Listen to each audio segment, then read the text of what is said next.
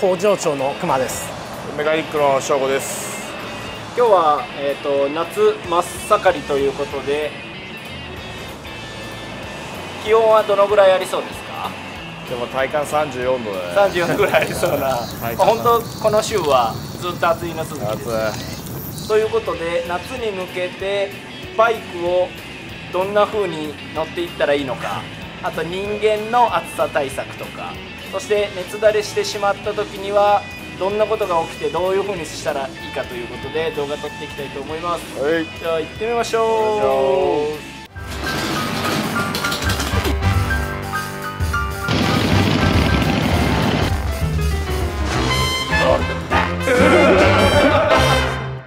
これから夏気温が高くなるとあれですね、熱だれですか？熱だれ、やっぱ昼間の暑い時とか乗ってるとエンジンがチンチンになっちゃって、はい、調子悪くなってきちゃうので、それになった時の症状をまずは多分最初アクセルのつきが悪くなって、ガス欠に近い感じになるんですかね。なんかガスは入ってるのに、ガス欠に近いような症状が出て、パンパン言ったりパスパス言って止まっちゃったりとかなったりしたら、まず熱だれの症状だもんで、もうそれはなっちゃってるってことですよね。それが出た頃にはまあそうだよね、なってるってこと。じゃあなんかこうイメージとしてはタイヤのパンクとかみたいに、突発的にドンと起きて、走行不能に一気になるっていうよりは、今言ったガス欠みたいにあれみたいな時間は多少アイドリングが安定しなくなってとか、それガス欠みたいな症状が出てとか、車両によるけど、こういう油圧系、これオイルはエンジンが上がってオイルは送られてるところが上がってくるんだけど、やっぱ熱くなってくるともうゼロになっちゃって、開けても上がらないとか、そういう風になってきたりするんです。ゲージによってはもういいやつは結構こう針が動いとるやつもあるんだけど、大抵のやつはもう温まったらゼロになっちゃって、判断としたらちょっとアクセル開けた時に反応してくれれば全然いいんだけど、ゲージによっては本当に反応しないゲージもあるし、それで正しい場合もある。そうそれはもうバイクによってなんで、一個の目安というか。じゃあ日頃正常な状態をまず知っておいてもらった上でっていうことですね。走れば結構ゼロになるんだけど、こうアクセル開けた時に反応があるかないか、本当車両によってだけど本当にないやつもあるその正常でもないやつもある。だから日頃反応してないなって、そのチンチンになる前になってれば目安にはならない。それとそのアクセルのつきが悪い、アイドリングが安定しない、そこらが初期の主なあれです。そうだよね。それが進んで本当にひどくなると明らかに力がなくなる、本当に坂道登らない本当そうなったらもうオーバーヒートになっちゃうよね。そこまで行くともう結構な状況ですよね。本当にどっちにしたって空冷エンジンで、古いものもあるけど、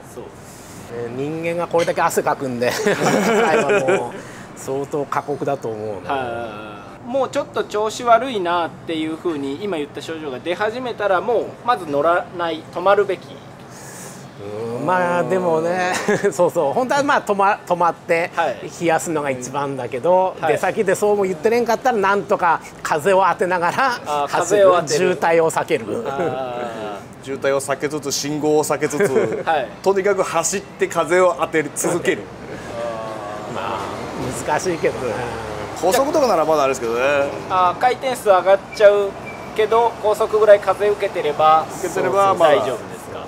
それ高速降りた後とかってどうなんですか？めちゃめちゃ熱持つもんで、やっぱ止まってしっかり冷やした方が間違いない。高速降りた直後ってなっちゃうイメージがありますよね。バーッと風当たってるから急になくなるもんで、下道に。でそこら辺は要注意ですかね。加熱した直後、なんか熱だれどのぐらいの条件で出てくるのかを多分視聴者さん詳しくない方とか、あとなったことない人は多分表現するに難しいんですけど、目安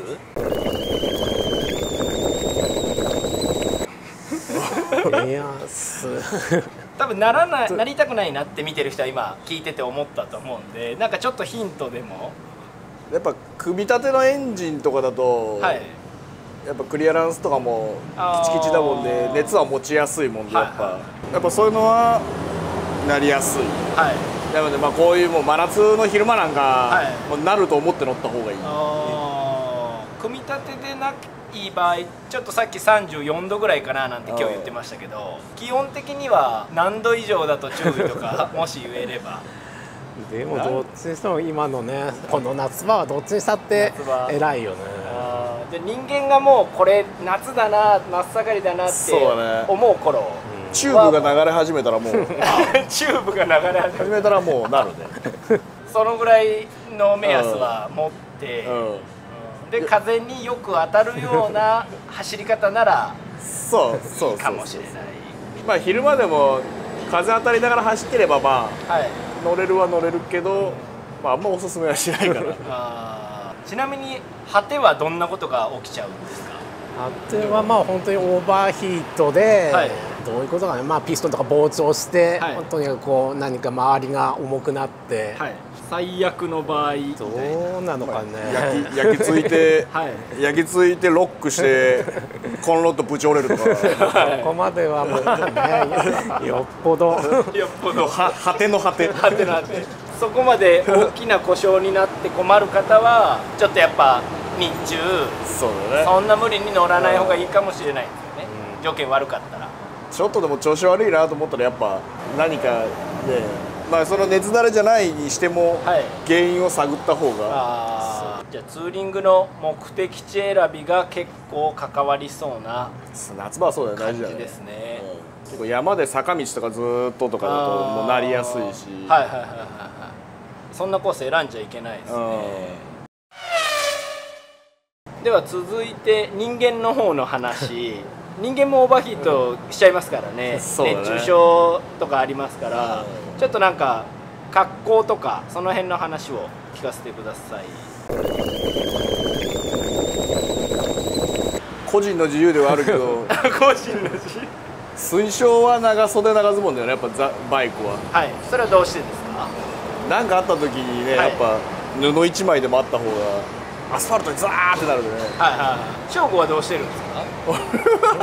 個人の自由じゃないですか。まあね、半袖半ズボンかな半ズボンまであとまあなんかこれなんかメッシュっぽい素材とか風を通すような、今日だいぶラフな格好ですけど、本当は空調服をさっきまで着てて、ちょっと扇風機の音がうるさかったから脱いでもらって肌着状態とか、まあ今ね、まあそれこそ空調服とかも売ってるし、今水冷服っていうのがあるらしいです。水冷服、水回る効果どのぐらいあるんですかね。どうかな、着たことないけど涼しいみたいよ。ちなみにくまさん、空調服はたまにくまさんも着てて、あるないでどうですか？そうやっぱりね、ずっと風が当たっとるのはやっぱいいよね。まあでもそれに人間がまた慣れちゃうんでなるべくなるべくあれなんだけど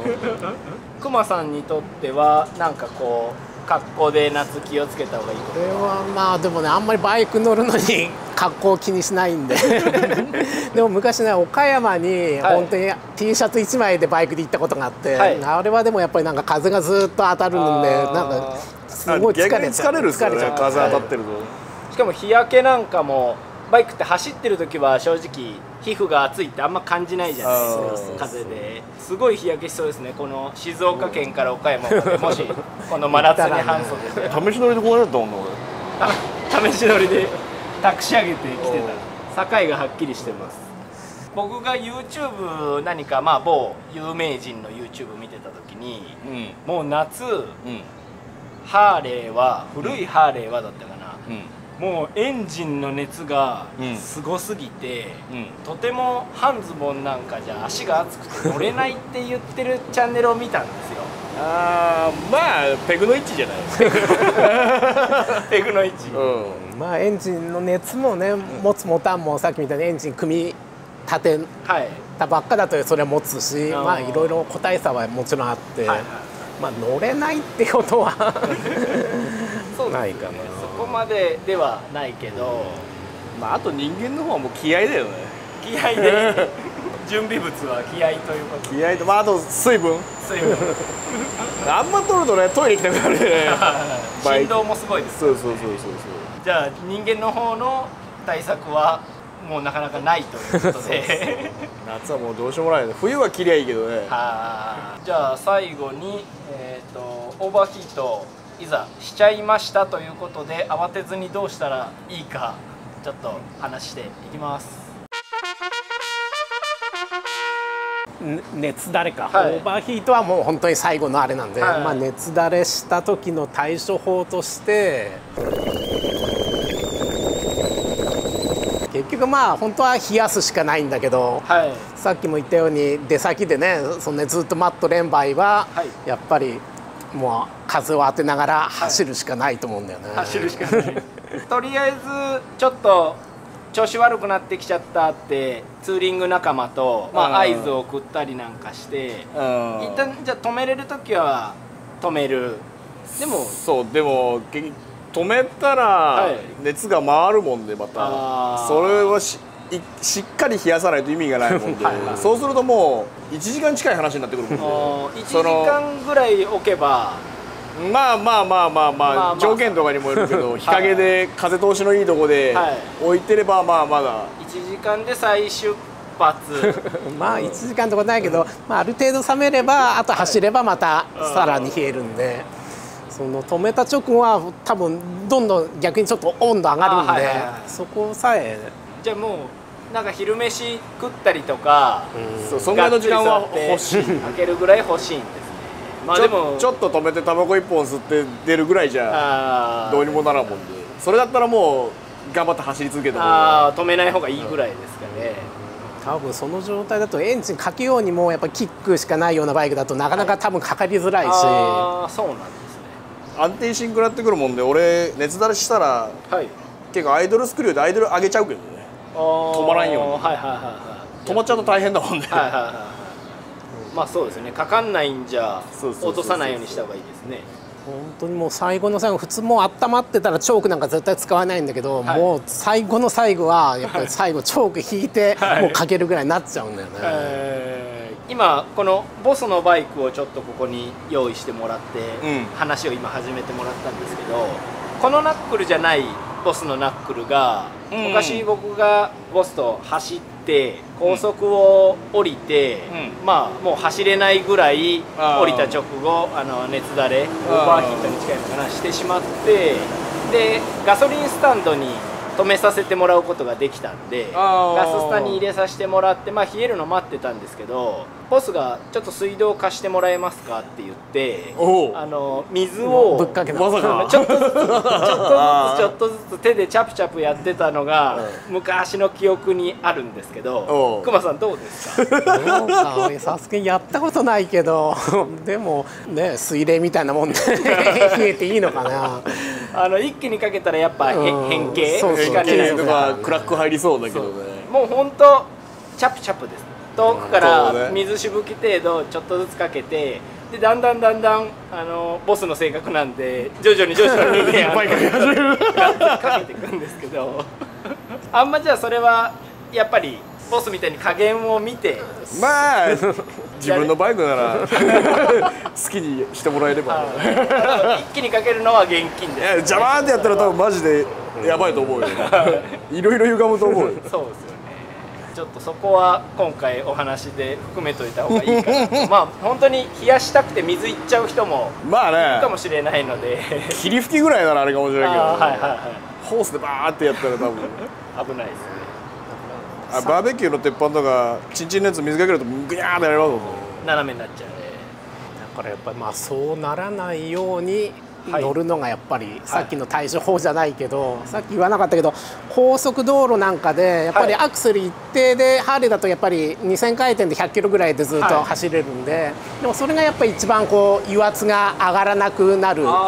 状態で、特にやっぱりうちのもそうだけどみんなノーマルのギア比よりはちょっとハイにしてやっぱり組んでるんでエンジンの回転上がらないように、そうなるとやっぱりオイルがシャビシャビになった時油圧も下がって。特にアクセル一定だとやっぱり今までこう回ってたやつが多分イメージとしたらちょっとこうヘッドに行くオイルが本当に減っちゃうと思うんですよね。だから自分なんかだと本当10分15分に1回はちょっとこうそのね煽るわけじゃないけどクラッチ切って、はい、ふわんってちょっとこう回すイメージでオイルをね、そういうのをちょっと周期的にやったりはするけど、とにかくオイルを切らすのが一番怖いんで。じゃあそれは目には見えないところだけどイメージしてやったら効果があるのかも分かんないけどレーサークマさんが言うことですからね。逆に効果ありそうですよね。レースなんかだと2足とかでもね結構開けるんで、その開けるんでオイルは回るんでいいけど、本当一定がやっぱ一番多分怖いと思うな。その後やっぱオイル交換とかもまめにちゃんとしとかんとオイルも劣化してしゃぶくなってくるよね。じゃあ夏入る時には新品のオイルで臨むぐらいで、まあね50、60でどのぐらい差があるか分からんけど、人によってやっぱりもう夏場は60番入れるっていう人もおるし、今うちもちょっといろんな銘柄試しておるんだけど、まあね何がいいかっていうのはなかなか言えなくて、変えて悪いことはない。そうですよね。古いよりは劣化したオイルよりは、消耗品的なところも少しメンテナンスしつつ皆さんに安全に乗ってもらいたいということで、他に言い残すことはないですか？暑いね今日も暑いじゃあ暑い中ですが、この動画が出るのはちょうどマックスラン当日なんで、今告知してもしょうがないですけど8月5日暑いから、お店主催のツーリングは夜走るということで毎年やっておりますよという状態でございます。じゃあ締めてください。この動画が面白かったらいいねと、チャンネル登録よろしくお願いします。よろしくお願いします。オールドマックス